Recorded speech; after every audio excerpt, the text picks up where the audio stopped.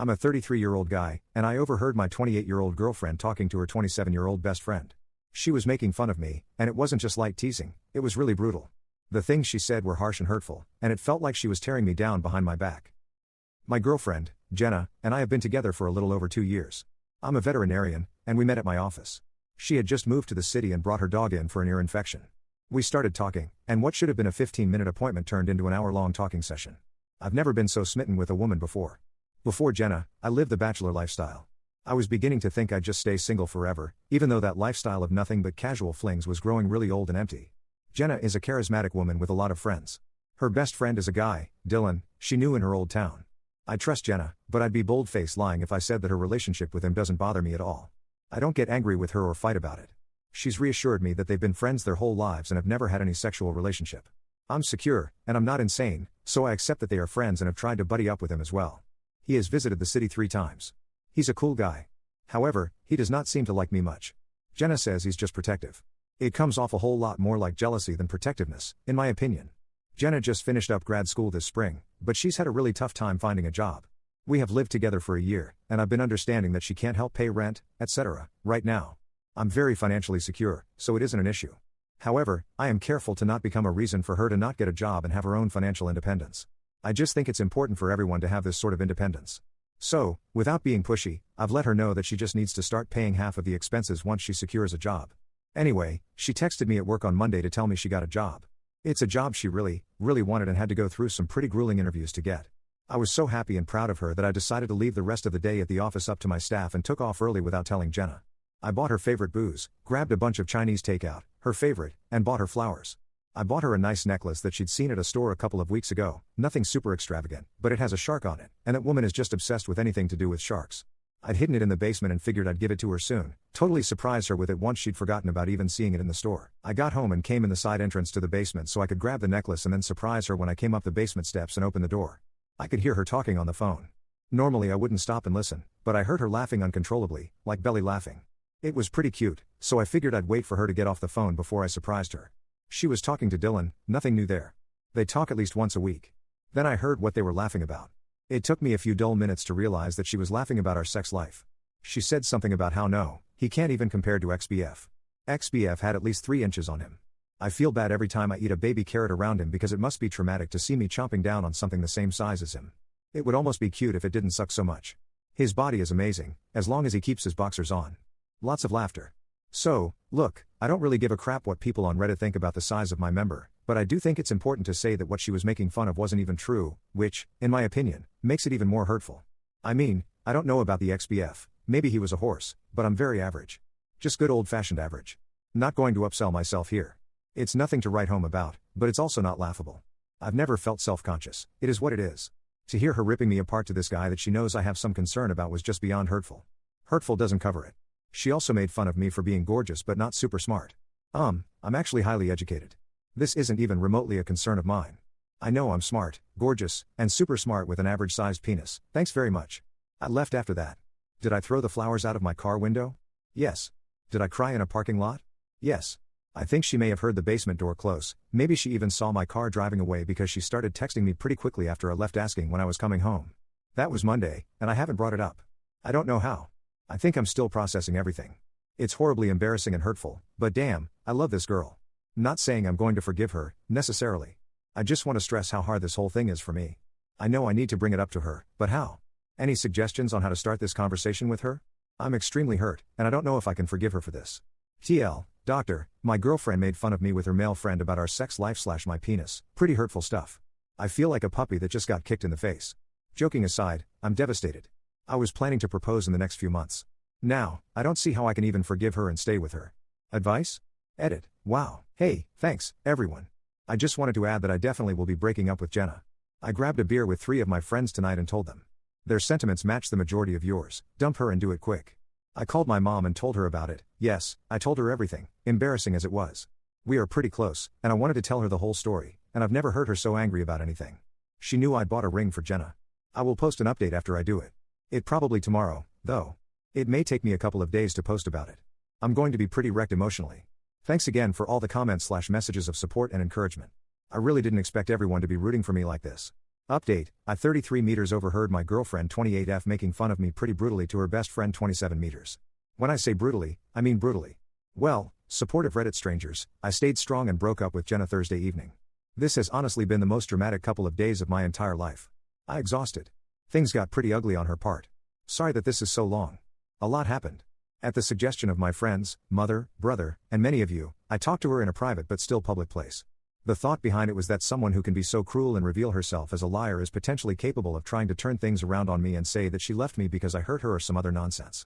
I'd like to think she wouldn't do something like that, but who knows, especially after everything that has happened. Better safe than sorry, I thought. About just boxing up her stuff and breaking things off with no explanation, but it has been over 2 years together. I decided the best thing to do is to confront her calmly and then hear her out. If she had an explanation, I wanted to hear it, even if it didn't change my decision to break up with her. So I took her to a wine bar in downtown that has those little individual booths with half curtains. She's been sugary sweet since Monday, which tells me she either A, felt guilty about what a jerk she was, B, thought I might have hurt her, or C, she just knew I'd been acting distant and was totally clueless as to why. So she dressed up really nice, and despite everything that has happened, I can admit that she looked stunning. She was also very affectionate and kept making a lot of sexy comments about all the things she wanted to do to me later. Normally, my precious little baby carrot would have been thrilled by this, but given the circumstances, it was difficult to hear and act normal. I had rehearsed what I was going to say to her over and over, so as soon as we sat down and got our wine, I started.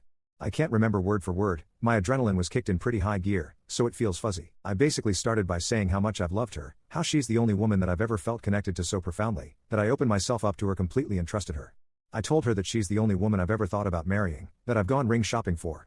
I left out the part about how I already bought a ring and that I've actually imagined having children within the next few years. She kept interrupting me to say or to tell me how much she loves me, too. Then I looked her in the eye and asked her point blank why, if she loved me so much, she horrendously made fun of me to Dylan. I have to say, the look on her face was a bit satisfying. As expected, she denied at first and acted like she had no idea what I was talking about. She said Dylan knows how much she loves me and that she's never made fun of me to him.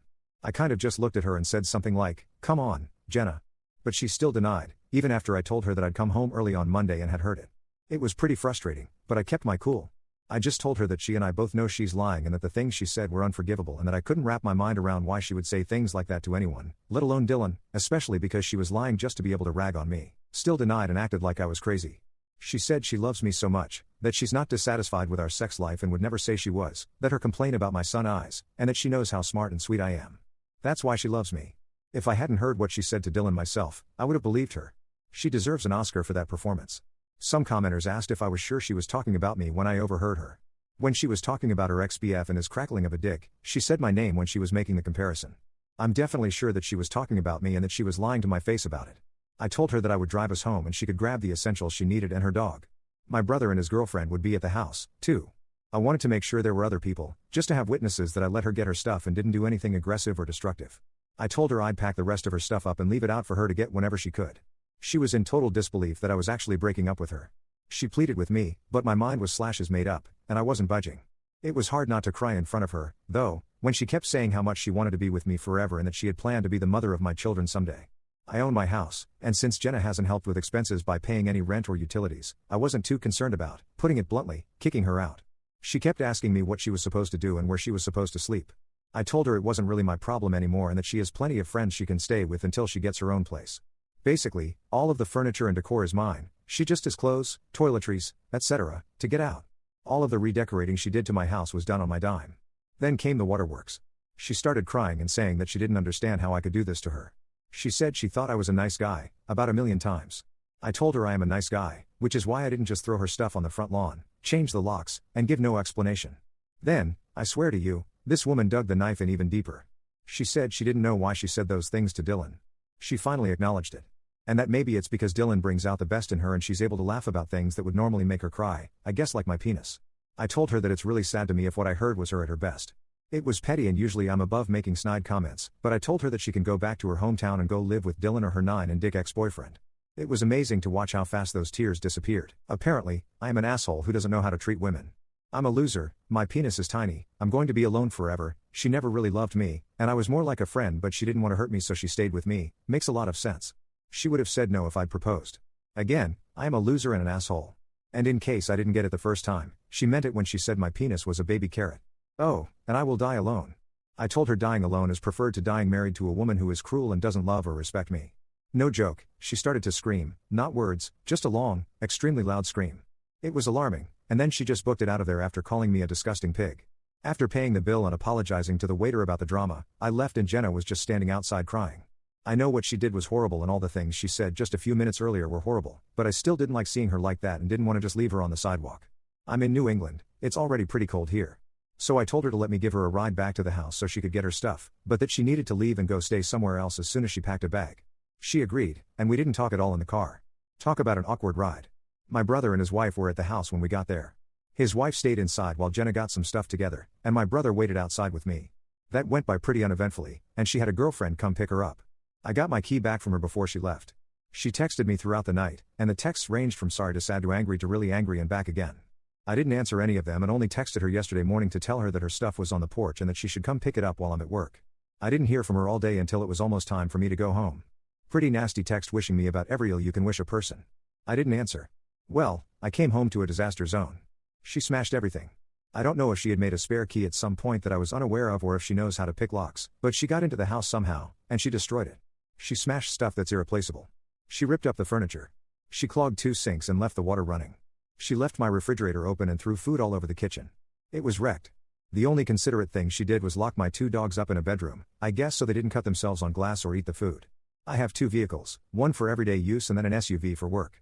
I use the SUV for when I make house calls and may have to bring a large or exotic animal into the vehicle to transport it to the clinic. In the middle of all the drama, I'd forgotten I'd given her a key to the SUV in case she ever had an emergency and needed to drive somewhere.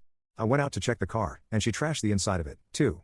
She dumped flour all over the inside in addition to tomato soup. The stuff is just stuff, I suppose. It's more the fact that she could do something so childish and awful on top of everything else. It blows my mind. Last weekend I took her to a play, went out with her and friends, we played Monopoly one night and made up our own drinking game with it, we hung out and watched Netflix, made love several times, and this weekend my house and vehicle are destroyed, and so am I. Amazing how fast things change. Not my finest moment, but I was so pissed off that I got right onto Costco's instant delivery and ordered 25-pound bags of baby carrots and had them shipped to her friend's place, addressed to Jenna. 100 pounds of baby carrots. They deliver within an hour. I got a slew of interesting and insulting texts from her that evening. Yes, it was petty, but the only regret I have about it is that it was a waste of food. Hopefully, she donates them or cooks some of them or something. So that's that. I blocked her last night after the nasty texts from her just kept coming. I'm feeling pretty beaten down right now, and I've cried more than I have in a long time. It's obvious that I made the right choice. Jenna is clearly not emotionally stable or mature. She really is cruel, and I know I do deserve better. I have spent a lot of time since Monday thinking about myself as a partner and trying to figure out what could have led to her obviously having some resentment or something for me. I'm going to be 100% honest here, I work a lot. I try to still make time for the people I love, and I try not to bring work home with me when I've had a bad day, but sometimes I do. I know this. Jenna and I have fought about it before, and I have really tried to pace my days a certain way so that I can get home at a reasonable time, and I've tried to leave bad days at work as much as I can.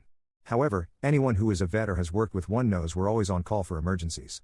Sometimes we have patients that we have to check on or stay with throughout the night. Time off can be challenging. It's doable, but it's challenging. My staff is incredible and can handle most situations, but I do still get a lot of calls or texts from them when I'm on vacation or off for the day.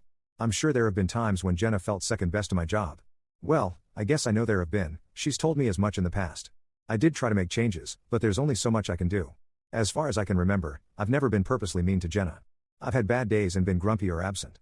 We've had our share of disagreements and fights, but nothing unhealthy or excessive. I really thought we had a solid relationship and that we were both happy. I know I was. It's hard to not question myself and wonder if I really am a letdown or if I neglected her to the point that she felt unloved enough to act the way she did. I don't know, but I do know that no matter what, the way she put me down and the way she reacted to breaking up was way out of line. I didn't deserve that, and that's on her. So thank you for rooting for me, Reddit. It's been great to read all the nice words and advice. Time for me and my baby carrot to eventually find a woman who appreciates us for what we are. TL, Doctor, I broke up with Jenna Thursday night. Did not go well. She got nasty and ended up destroying my house, car, and me. But I did it. It's over, and I've blocked her from my phone/social media. I also sent her 100 pounds of baby carrots in a moment of angry weakness. Edit, I did file a police report and took pictures, which will hopefully help with recouping some of the money lost through insurance. As far as the police report, it's very doubtful anything will come of it since I can't prove it was her. Same goes for trying to sue her in small claims court, and honestly I'd rather not deal with her anymore. I'm going to hope that insurance will cover the damages and just move on with my life.